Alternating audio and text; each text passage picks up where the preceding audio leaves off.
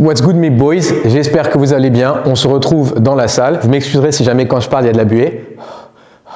C'est parce qu'on n'a pas encore le chauffage dans la salle et on n'aura probablement pas le chauffage. L'entraînement cet hiver s'annonce rude. Bref, aujourd'hui on approche de la nouvelle année. Évidemment il va y avoir du monde qui va vouloir se mettre à la force. Et moi mon but c'est toujours de vous donner un maximum de conseils pour que vous soyez les plus performants possibles. Aujourd'hui on va parler de bench aka banco presseux. Et avec le conseil du jour, vous allez voir, votre bench va et si jamais vous avez des douleurs aux épaules, aux pecs, à ce genre d'endroit, vous allez aussi avoir de grandes chances de largement diminuer, voire complètement supprimer les douleurs que vous pouvez avoir. Donc plus de force, moins de douleur, c'est parti. Alors, c'est important de comprendre qu'il faut avoir un certain placement de vos épaules, un certain placement de vos scapulas au bench pour non seulement optimiser le mouvement d'un point de vue mécanique, mais également d'un point de vue musculaire. Donc, c'est un peu cette rétraction qu'on va aller chercher avec une légère dépression au niveau de vos épaules, au niveau de vos scapulas. Dans la majorité des cas, les extrêmes sont très souvent à éviter. Donc, le fait de faire une rétraction extrême, ce ne sera pas forcément conseillé et vous allez comprendre très très vite pourquoi. Donc, voici mon cobaye.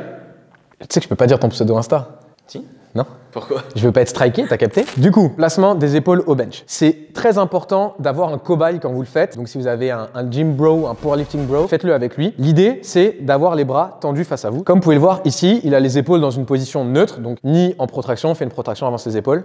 Voilà, donc reprendre neutre.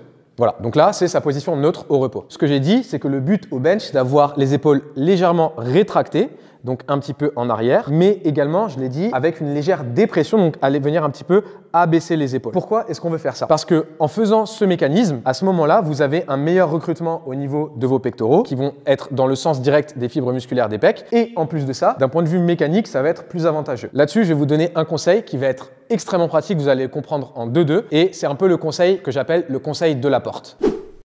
Qu'est-ce que vous allez faire? Alex va se mettre face à moi. Donc imagine que tu vas ouvrir une porte, donc tu vois à peu près au niveau de ton corps, etc. Tu vas pousser. Donc vas-y. Donc là en fait, ce qui va se passer, voilà, là il pousse de toutes tes forces, vas-y, toutes tes forces. Voilà, là il repousse ma main.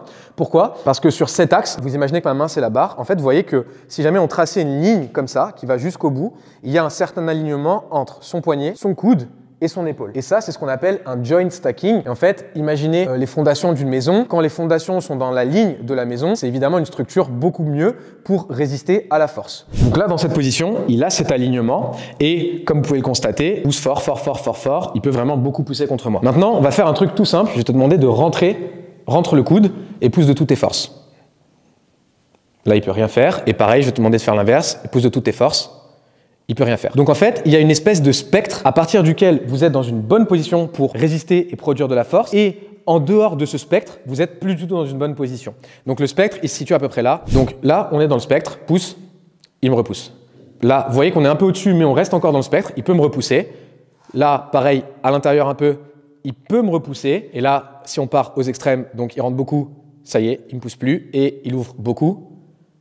Ça y est, il ne me pousse plus. Donc, l'objectif, c'est d'avoir un certain angle au niveau de votre coude. Et ce qu'il faut comprendre, c'est que l'angle de votre coude va dépendre en grande partie du placement de vos épaules dès le début. Donc, en plaçant correctement vos épaules avant de commencer à faire votre mouvement, vous allez en fait optimiser vos chances de ne pas avoir ce genre de défauts qui vont apparaître sur votre bench. Donc, un bon placement des épaules égale une meilleure structure globale de mouvement avec en plus un meilleur recrutement musculaire. Donc, en fait, avec un truc, vous avez 3 bonnes choses qui vont arriver, 3 effets très positifs. Donc, en quoi est-ce que le placement des épaules va permettre ça? Reviens Alex, s'il te plaît. Donc, en fait, le coude va dans une certaine mesure suivre l'épaule. Donc, si jamais il bench avec les épaules complètement en avant, là, vous voyez que tout de suite, il perd la ligne ici avec l'épaule qui part complètement en avant et qui va désaxer l'ensemble du mouvement. Au contraire, fait une légère rétraction et là, vas-y, tu peux bencher.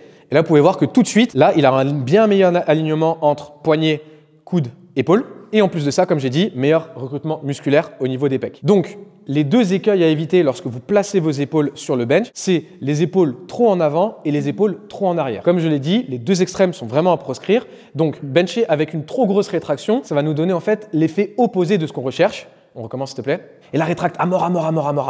Voilà. Et là, vas-y, bench.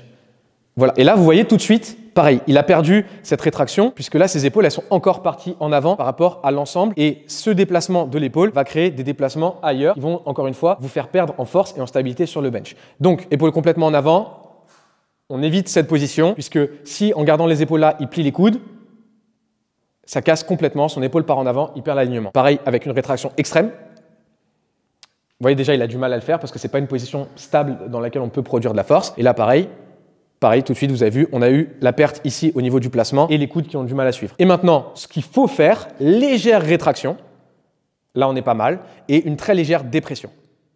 La dépression va continuer d'orienter les coudes dans l'alignement du placement que vous aurez créé avec l'épaule. J'ai une technique que j'aime bien utiliser pour apprendre le placement, c'est la cue de la double flèche. Je vous explique ça. Donc imaginez qu'il y a deux flèches qui vont exister, une flèche dans un sens et une flèche dans un sens opposé. On va commencer avec la flèche au niveau des mains. Donc imaginez que ma main c'est la barre et en fait Alex tu vas dire que la barre tu vas la laisser enfoncer tes épaules dans le banc. Là vous voyez il a un très léger degré de rétraction scapulaire mais il n'y a pas besoin de beaucoup plus. Et maintenant que tu es là, je veux que tu imagines qu'au niveau thoracique il y a quelque chose qui va pousser gentiment, très légèrement pour ouvrir ta cage thoracique et reculer un petit peu, donc rétracter un peu les scapulas et venir un peu les baisser. Donc pensez à cette idée d'ouverture. On fait les deux flèches en même temps, la flèche de la barre qui enfonce et la flèche dans le dos qui ouvre et voilà.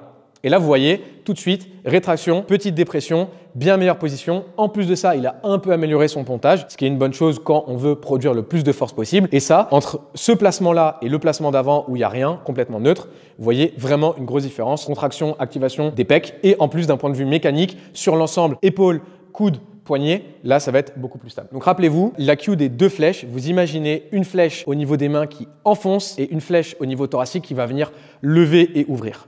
C'est important de comprendre que le fait de bien réaliser le placement des épaules sans barre, sans rien, sans banc, c'est une très bonne chose. Évidemment, ça va démontrer que vous avez compris le concept et le principe. Et avant de mettre en application quelque chose, il faut déjà comprendre dans l'idée comment ça fonctionne. Donc ma recommandation, c'est ce petit travail de placement que je vous ai montré. Faites-le sans rien, sans barre. Imaginez vous avez 5-10 minutes à tuer chez vous. Vous vous mettez face à un miroir et vous allez créer ce travail de placement. Plus vous allez le faire, plus vous allez comprendre le mouvement, plus vous allez pouvoir le reproduire dans le cadre qui nous intéresse, à savoir sur un banc de développé couché. Mais justement, c'est ça qui est important de comprendre. Le but, c'est de transférer ça sur le bench. Donc, si jamais vous avez la compréhension, mais que vous ne mettez pas en place ce travail sur le banc pour optimiser votre mouvement et votre technique, alors vous ne vous servez pas des cartouches que vous avez en mémoire. Donc, c'est vraiment extrêmement important de comprendre cette idée de transfert, cette idée de spécificité. C'est pour ça que de façon générale, personnellement, quand on me demande comment j'améliore mon pontage, pour moi, il n'y a pas 50 exercices de mobilité ou faire l'araignée ou ce genre de choses qui vont vous aider. Ça va vraiment être du travail spécifique de comprendre la rétraction, comprendre la dépression et comprendre comment mettre en pratique ces deux outils sur le bench avec une barre. Parce que ça change complètement entre le fait de le faire là comme ça et le fait de le faire avec une barre à 100 kg au bout des bras, c'est pas du tout le même game. Donc lorsque vous faites ce travail, assurez-vous toujours que vous arrivez à le transférer sur le bench. Et si vous n'y arrivez pas, c'est qu'en fait le travail que vous faites est trop peu spécifique par rapport au mouvement que vous voulez améliorer. Et ça, c'est un truc dont je parle souvent. La spécificité, pour moi, c'est un des facteurs essentiels, un des facteurs clés pour le powerlifting, pour devenir plus fort. C'est important de comprendre qu'il y a des concepts qui vont vous aider à devenir plus fort, mais il faut toujours voir le transfert de ces concepts. Et je donne toujours un exemple qui est tout simple. Le fait d'améliorer vos capacités sur un match de foot ne va pas vous aider à devenir plus fort au squat. Le fait d'améliorer votre 5 RM au squat va évidemment beaucoup plus vous aider à améliorer votre 1 RM au squat. Donc c'est vraiment cette idée de transfert. Ça ne veut pas dire qu'il faut faire que du squat pour devenir plus fort au squat, mais en grande partie pour devenir plus fort au squat, il faut faire du squat. En plus de ça, je vais vous rajouter une cue que j'aime beaucoup utiliser et coacher avec, c'est la cue de l'ouverture de la cage. Donc d'ailleurs, pour ceux qui ne le savent pas, à compter du 1er janvier, il y aura un changement au niveau des règles en compétition FF4 EPF, IPF. Donc faites attention à ça pour ceux qui vont faire des compétitions. Il va y avoir la règle de la profondeur des coudes. Je ferai une vidéo prochainement là-dessus pour vraiment vous réexpliquer concrètement ce que ça implique. Mais il y a aussi un autre aspect, c'est qu'à partir de maintenant, ça va être interdit de placer les pieds sur le banc au moment du placement sur le bench. Et donc, de mon côté, avant je me plaçais en mettant mes pieds sur le banc, maintenant je vais plus pouvoir le faire. Et donc c'est important de trouver une solution. Et il y a une cue que j'aime beaucoup toujours de façon générale et que je trouve encore meilleure quand on ne met pas les pieds sur le banc pour se placer. Et en fait, c'est la cue de plus tu avances, plus tu ouvres. En gros, l'idée, c'est de commencer au milieu du banc ou alors un peu avant le banc et de vous laisser glisser jusqu'à ce que vos yeux arrivent plus ou moins au niveau de la barre. Alors après, ça va dépendre du rack sur lequel vous êtes, ça va dépendre de votre morphologie, etc. Mais en gros, ça peut être les yeux, ça peut être un peu en dessous des yeux, ça peut être un petit peu au-dessus, mais c'est à peu près sur ce niveau-là. Donc on va dire au niveau du visage, plus ou moins. Et ce que vous allez faire, c'est que vous allez commencer au milieu du banc. Plus vous allez avancer, plus vous allez penser en fait à cette idée de épaule en arrière, épaule en bas. Et quand vous glissez, imaginez que vous voulez que vos épaules restent à un point fixe proche de vos hanches. Et donc plus vous allez glisser, plus vos épaules en fait, elles vont faire l'inverse. Donc vous glissez vers là et vous imaginez que vos épaules, vous voulez qu'elles aillent vers là. Et donc en fait, c'est vraiment cette double orientation qui va créer à 100% la position. Et en faisant ça, en fait, c'est là où vous allez optimiser vos chances de pouvoir reproduire le placement qu'on a fait précédemment, donc où j'avais Alex et je vous montrais un peu comment gérer ce placement-là. Donc rappelez-vous de cette cue, rétraction au début début, légère rétraction, ça sert à rien de rétracter à mort, même au contraire, c'est dans beaucoup de cas désavantageux de trop rétracter, donc rétraction quand même. Et plus vous allez monter, plus vous allez descendre vos épaules, donc plus vous allez monter vers le banc, plus vous allez faire une dépression au niveau de vos scapulaires et évidemment maintenir le plus possible cette position, surtout sur la phase de descente. Après, sur la phase de montée, si jamais vos épaules partent un petit peu en avant, font une légère protraction, c'est pas la fin du monde, c'est pas catastrophique. Le but, comme j'ai dit, c'est pas de créer une rétraction à 100% et de bloquer complètement vos épaules dans cette position. Il va y avoir du mouvement qui va se mettre en place au niveau de vos épaules et c'est normal pour produire de la force. Donc, cette cue de plus j'avance, plus mes épaules descendent, c'est une cue que je trouve excellente. Et en plus de ça, l'avantage, c'est qu'elle va lier le concept avec l'application. Donc, si jamais, lorsque vous vous placez, vous avez du mal à trouver le placement de vos épaules, servez-vous de ça et vous allez voir, ça va être beaucoup mieux.